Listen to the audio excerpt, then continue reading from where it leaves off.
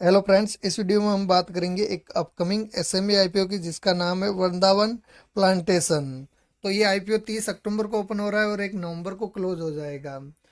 तो इस वीडियो में हम इस आईपीओ का पूरा रिव्यू करेंगे कि कंपनी किस सेक्टर की है, क्या काम करती है और ये फाइनेंशियली और फंडामेंटली कैसी कंपनी है, प्रॉफिट मेकिंग है या लॉस मेकिंग है, और इसकी ग्रे मार्केट में क्या डिमांड चल रही है जिससे हमें लिस्टिंग इनका अंदाजा मिलेगा। तो बने रहिए वीडियो के लास्ट तक। और इसका फेस वैल्यू रखा गया 10 रुपीज पर शेयर और इसका प्राइस है 108 रुपीज पर शेयर और इसकी एक लोट में 1200 शेयर आएंगे। और ये कंपनी टोटल इश्यू लेकर आ रही है 15.2 करोड़ का, जो कि सारा का सारा फ्रेश इश्यू है। और इस आईपीओ की लिस्टिंग होगी बीएसई एसएमई पर।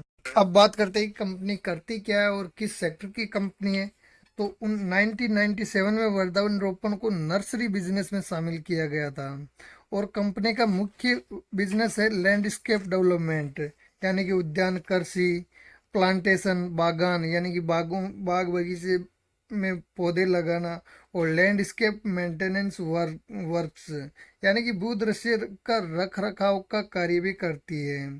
और नर्सरी बिजनेस भी इसमें शामिल है, यानी कि कंपनी रिलेटेड है प्लांट लगाने से। और कंपनी का उद्देश्य भारतीय वन की रक्षा करना है और उसे बहाल रखना, यानी कि ऐसे ही बनाए रखना और उसका संवर्धन करना, और परिवर्तन पर भी प्रतिक्रिया देना इसका काम है। तो ओवरऑल कंपनी का सेक्टर काफ़ी बढ़िया है, क्योंकि आने वाले टाइम में इस पे और ज़्यादा ध्यान देने की ज़रूरत है और देंगे भी। और कंपनी का लक्ष्य वन क्षेत्र को बढ़ावा देना और हरित भारत एवं विश्व में मौजूदा वनों की गुणवत्ता में सुधार के लिए वन और गैर वन भूमि पर 10 मिलियन हेक्टेयर का प्रबंधन भी कर रखा है इसने। यानी कि एक अभी इसका काम काफी बढ़ा हुआ है और काफी काम कर रही है। ओवरऑल देखे तो कंपनी का सेक्टर काफी बढ़िया है। अब बात करते हैं कि ये कंपनी फाइनेंशियली कैसी है, प्रॉफिट मेकिंग है या लॉस मेकिंग है। तो सबसे पहले इसकी बात करें एसेट की, तो एसेट 31 मई तक इसका 2321 लाख का है और इसका रेवेन्यू है 180 लाख और इसका प्रॉफिट आफ्टर टैक्स है 17 लाख का। और नेटवर्थ है 413 लाख और रिजर्व इनके पास है 22 लाख और टोटल इनकी बोरोइंग है 17 लाख। यानी कि ये ओवरऑल देखें तो ये प्रॉफिट में ही है कंपनी ये, क्योंकि ये थोड़ी सी बोरोइंग है, ये अपने प्रॉफिट से और इनके रिजर्व से कभी भी चुकाने की क्षमता रखती है। अब बात करें इसके की इंडिकेटर की, तो इसका पीई है 34 का, जो कि आईपीओ लाने के बाद में रह जाएगा 27 का। और इसका मार्केट कैप है 57 करोड़ का और इसकी आरओई है 8% की और आरओसी है 6% की, जो कि दोनों ही काफ़ी कम है। और डेप्ट इनके ऊपर 0.47 का, जो कि ठीक है, डेप्ट इनके ऊपर ज़्यादा नहीं है। और अर्निंग पर शेयर वैल्यू है इसकी 0.5 की, जो कि काफ़ी कम है। और रिटर्न ऑन नेटवर्थ भी है 5 का, जो कि काफ़ी कम है। ओवरऑल देखें तो ये कंपनी फाइनेंशियली और फंडामेंटली स्ट्रॉन्ग कंपनी नहीं है, क्योंकि जिस हिसाब से इसका डेटा दे रखा है हमें, उस हिसाब से ये स्ट्रॉन्ग नहीं लग रही है, क्योंकि इम्प्रूवमेंट नहीं दिख रहा है इस कंपनी में।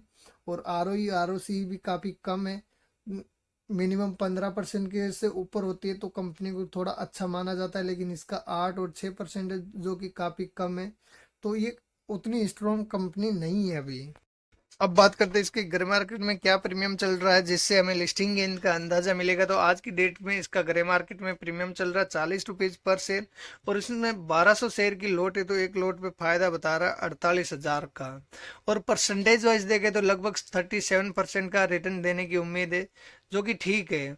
और थोड़ा एसएमई आईपीओ में सेफली जाने के लिए अगर इसका ग्रे मार्केट में प्रीमियम 50% से ऊपर चलता है तो उसमें सेफली हम अप्लाई कर सकते हैं, क्योंकि 1 लाख से ऊपर तक का पैसा लगा रहे तो हम थोड़ा सेफ जाना ज़्यादा पसंद करते हैं। बात करें इसकी प्रमोटर होल्डिंग की, तो इसके आईपीओ लाने की इससे पहले 85% की प्रमोटर होल्डिंग है, जो आईपीओ लाने के बाद में 62% की प्रमोटर होल्डिंग रह जाएगी, जो कि काफ़ी अच्छी प्रमोटर होल्डिंग बचेगी फिर भी। और बात करें इसकी रिजर्वेशन की, तो इसका रिटेल कैटेगरी के लिए 50% रिजर्व रखा गया है और अदर के लिए भी 50% रिजर्व रखा गया है। और अब बात करें इसकी लोट साइज की, तो रिटेल कैटेगरी में मैक्सिमम एक लोट के लिए अप्लाई कर सकते हैं और इसके लिए 1200 शेयर के लिए हमें अप्लाई करना होगा और इसके लिए 1,29,600 रुपये हमें इन्वेस्ट करना पड़ेगा। और एचएनआई कैटेगरी में मिनिमम 2 लोट के लिए अप्लाई कर सकते हैं। अब बात करें इसका अलॉटमेंट कब आएगा, तो अलॉटमेंट आएगा इसका 6 नवंबर को और इसका रिफंड हो जाएगा 7 नवंबर को और इस आईपीओ की लिस्टिंग होगी 9 नवंबर को। तो फ्रेंड हमने इस कंपनी का सारा रिव्यू कर लिया है कि कंपनी किस सेक्टर की है और क्या काम करती है और ये फाइनेंशियली और फंडामेंटली कैसी कंपनी है। तो अब हमें डिसीजन लेना है कि इसमें अप्लाई करना है या नहीं करना। तो अभी के हिसाब से इसकी ग्रे मार्केट में डिमांड देखें तो लगभग 37% के करीबन है।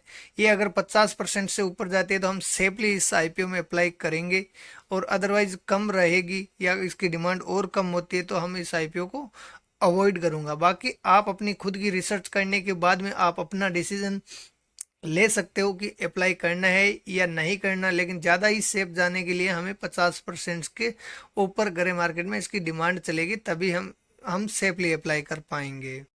और फ्रेंड वीडियो अच्छा लगा तो वीडियो को लाइक कीजिए, चैनल को सब्सक्राइब कीजिए, साथ में बेल आइकन को भी ऑन कर दीजिए ताकि हमारे वीडियो का नोटिफिकेशन आपको मिलता रहे। धन्यवाद।